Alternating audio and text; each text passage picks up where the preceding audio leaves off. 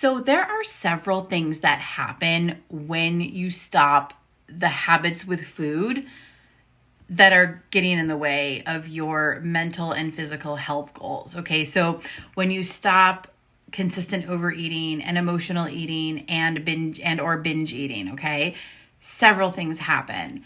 And they're subtle. They're subtle shifts that happen, and they happen over time. So see, when we're changing our relationships with food, it's not always like an instant realization of what's happened, okay?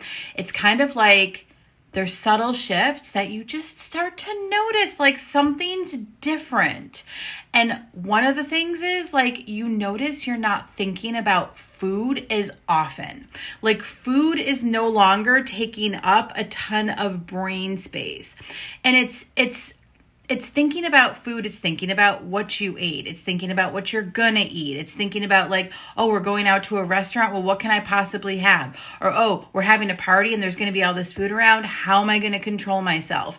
See, when I was eating emotionally, I was constantly planning and plotting, okay? How am I gonna get through this? How am I gonna get through this event without going off the rails? How am I going to get through, this experience without, consuming more than I know that I should?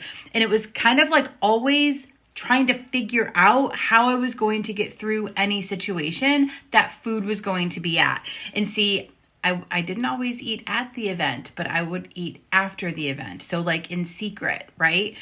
And that's another thing too. And then that would bring like a whole bunch of shame. Okay. But anyway, my point for this particular video is that when you begin unraveling and understanding your current relationship with food in order to change your relationship with food, you will notice that all of a sudden you're not thinking about food as much. It's not taking up as much brain space.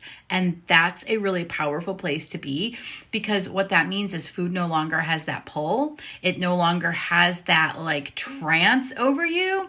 And you can use that brain space to think about other things.